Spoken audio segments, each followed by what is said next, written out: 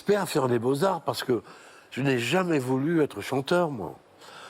Juillet 2026, l'information tombe comme une onde de choc fulgurante et se propage à une vitesse vertigineuse sur tous les écrans. Un frisson d'inquiétude, lourd et étouffant, parcourt la France entière. Hugues Aufray, le troubadour éternel, la boussole de notre jeunesse, nous aurait quittés. Car au moment même où la rumeur implacable annonçait sa fin inéluctable, une riposte magistrale, presque théâtrale, a eu lieu sous nos yeux. C'est l'homme lui-même, à l'aube de ses 97 ans, qui a pris la parole publiquement pour rétablir une vérité d'une évidence éclatante. Depuis sa résidence de Marly-le-Roi, loin d'être affaibli ou diminué, l'artiste était au beau milieu de travaux de rénovation de sa demeure.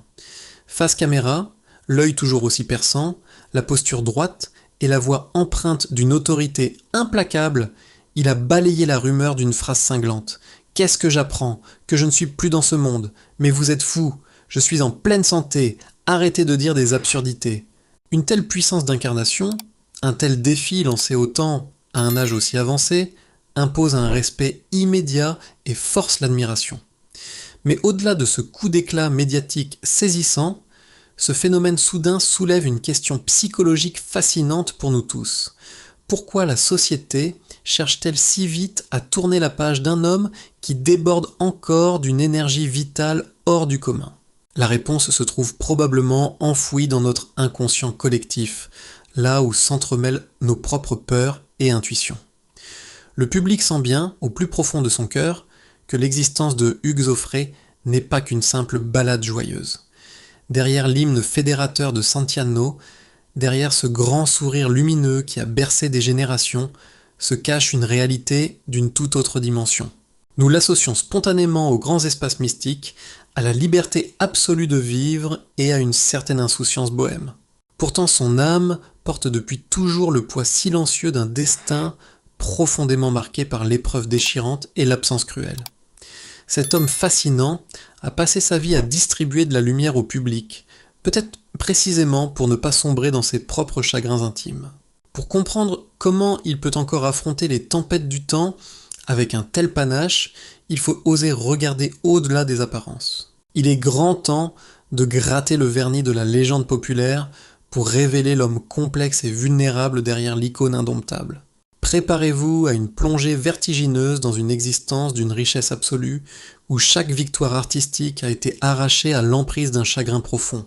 Je vous garantis que vous ne regarderez plus jamais ce monument de la culture française avec les mêmes yeux. Nous sommes en 1955, la France bouillonne de promesses, mais pour la famille Aufray, le temps s'arrête avec une brutalité effroyable. Un drame d'une violence psychologique inouïe vient frapper de plein fouet le jeune Hugues, figeant son monde intérieur à tout jamais. Son frère Francesco n'était pas seulement un membre chéri de la fratrie, il en était incontestablement l'étoile la plus brillante. Prodige de la famille, il était doté d'une voix classique absolument phénoménale, une tessiture d'opéra majestueuse qui semblait indéniablement le destiner aux plus prestigieuses scènes internationales. Francesco portait en lui l'étincelle du génie, un talent pur que tout le monde admirait avec un profond respect. Mais le destin, dans sa cruauté la plus absolue, a tissé une toile d'une noirceur implacable. Francesco vivait une passion dévorante pour une jeune femme, un amour profondément sincère mais jugé impossible par leurs entourages respectifs.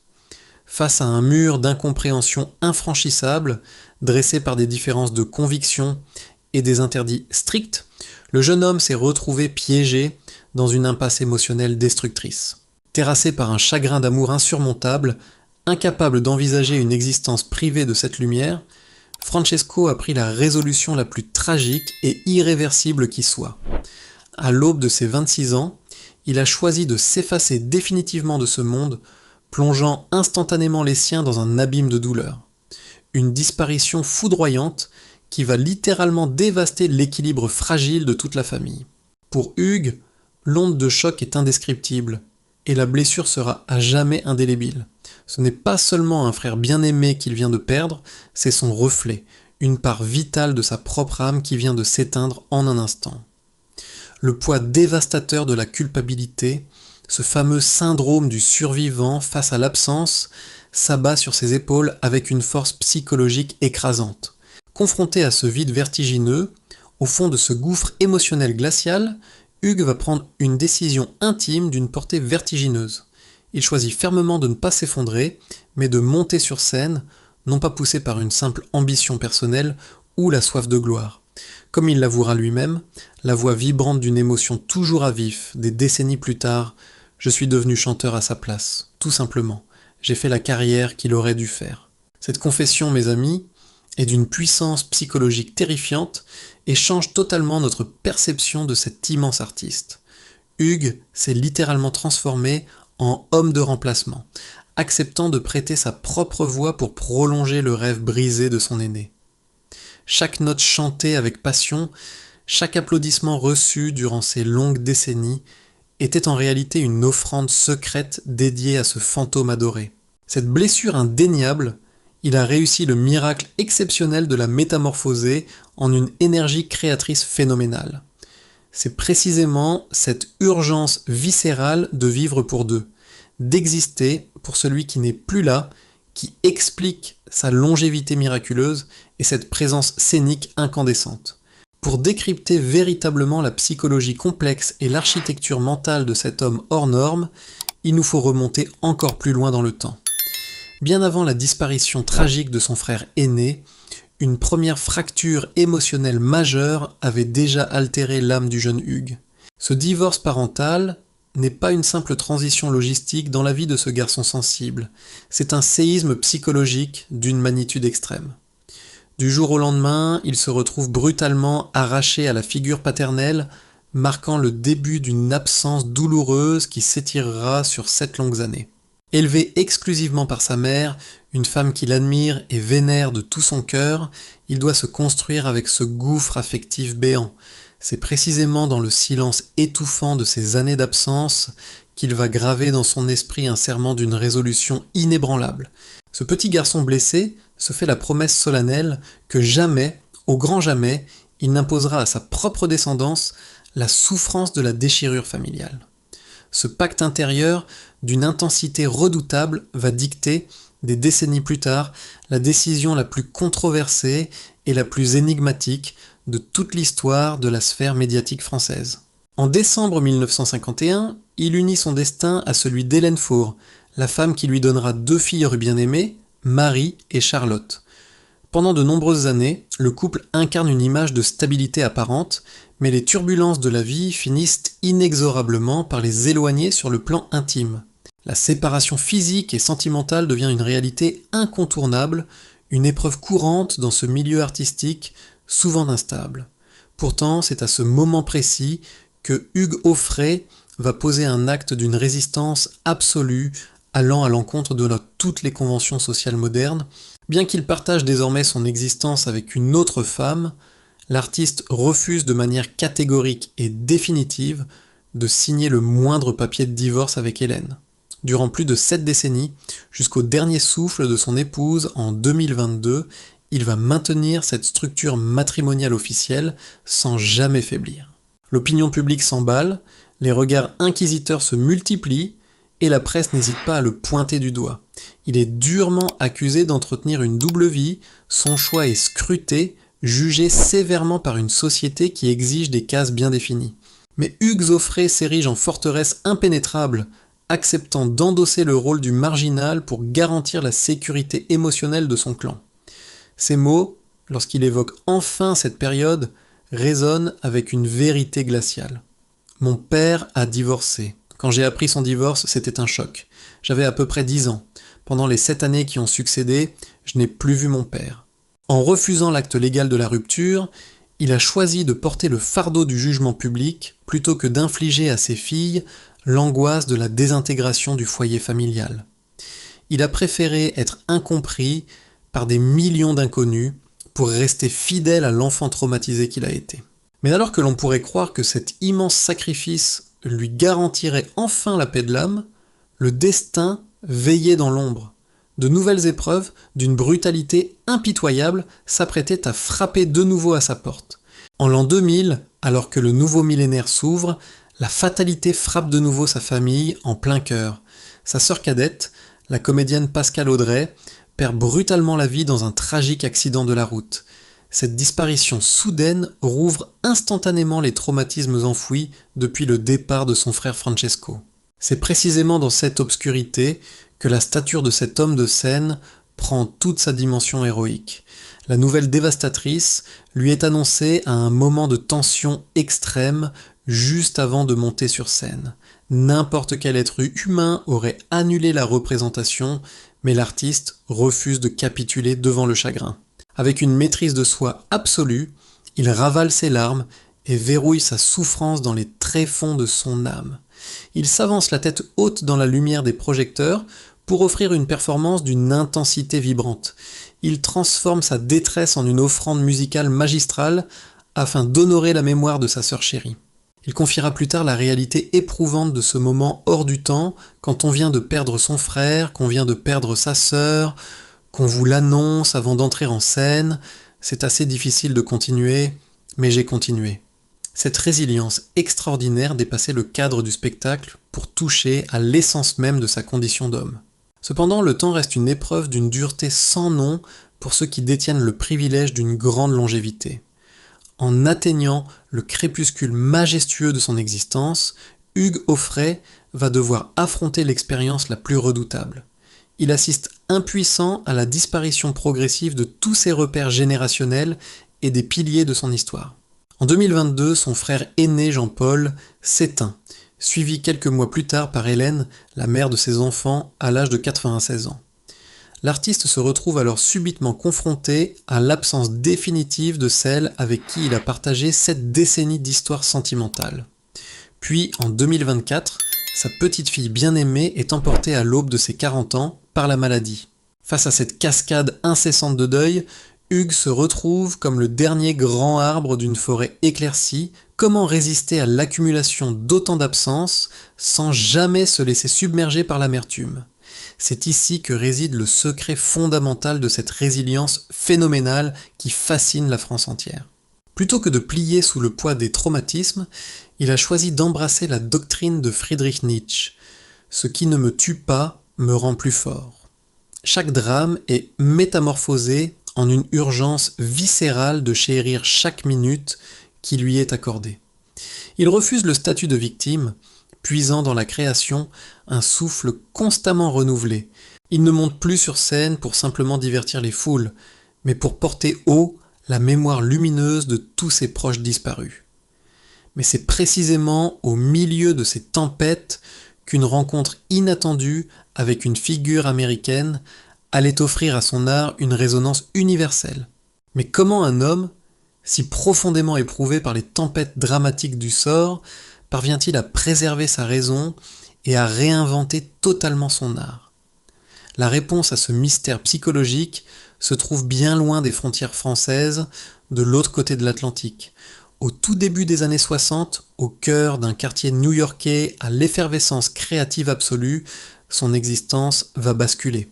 De passage aux États-Unis pour une série de concerts, Hugues Aufray déambule dans les rues pittoresques de Greenwich Village.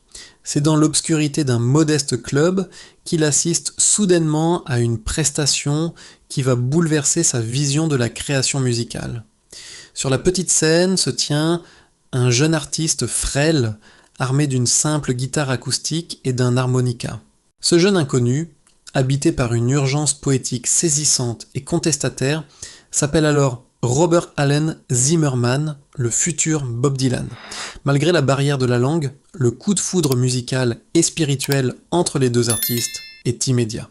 Hugues comprend à cet instant précis qu'il a devant lui un génie pur, un véritable Rimbaud de la chanson moderne. Rempli d'une énergie créatrice nouvelle, le chanteur français rentre à Paris avec la ferme intention d'importer cette révolution culturelle folk. Pourtant, lorsqu'il présente les morceaux de cet Américain au directeur artistique parisien, l'accueil se révèle particulièrement glacial. Les producteurs de l'époque jugent cette musique trop austère, lui prédisant un échec commercial retentissant. Fidèle à sa réputation d'homme obstiné, l'artiste refuse catégoriquement de capituler face au scepticisme de l'industrie musicale. Il s'enferme pendant de longs mois pour adapter minutieusement chaque texte en français, sans jamais en dénaturer la portée poétique. En 1965, la sortie de l'album mythique Auffray chante Dylan déclenche une onde de choc sociétal majeure. En offrant cette poésie nouvelle à la jeunesse française, Hugues redéfinit le paysage de la variété et gagne l'estime éternelle de Dylan. Leur amitié fraternelle s'étirera sur plus de 6 décennies, scellée par des retrouvailles régulières et un respect indéfectible. Cette complicité trouvera son sommet en 1984 lors d'un duo historique chanté à 2 voix sur une scène parisienne. Pour apaiser les cicatrices du passé, le troubadour ne se contente pas de la musique et s'évade dans d'autres passions créatives. Il façonne le bronze dans son atelier de sculpture et trouve auprès des chevaux un sentiment de liberté sauvage. Ses refuges artistiques lui permettent de construire une armure solide et d'entretenir un feu intérieur inaltérable. Grâce à cette quête constante d'authenticité, l'homme parvient à métamorphoser ses anciennes peines en une source inépuisable de sérénité.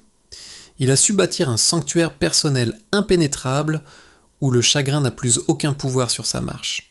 Alors que la société pensait le voir doucement s'effacer au crépuscule de sa vie, le patriarche réservait une surprise éclatante au monde. À un âge où beaucoup se résignent au silence, il s'apprêtait à écrire le chapitre le plus libre de son existence.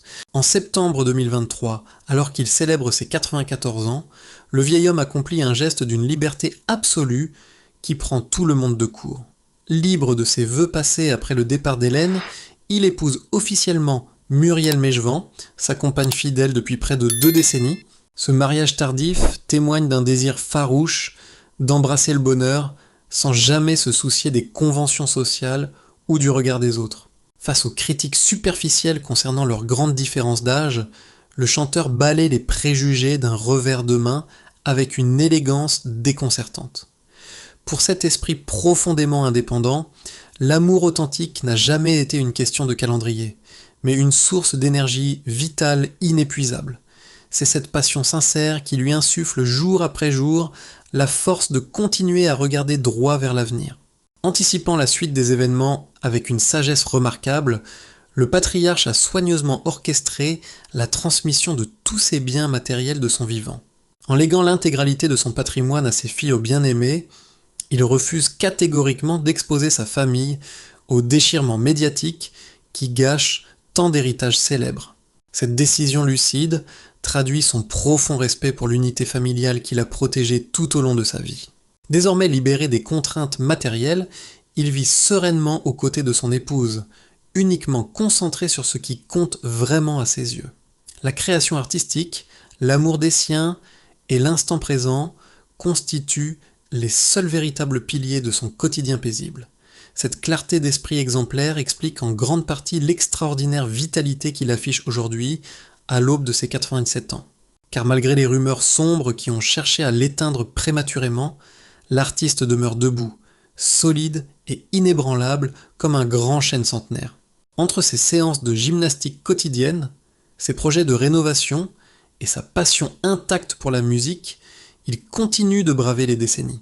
Il incarne ainsi avec panache cette fureur de vivre qui a guidé sa trajectoire à travers les tempêtes les plus sombres. L'existence exceptionnelle de Hugues Auffray nous prouve avec une force magistrale que les tragédies personnelles ne scellent pas nécessairement notre destin. Il a réussi l'impensable en transformant chaque deuil et chaque blessure secrète en un hymne à la vie dédiée à ses proches disparus.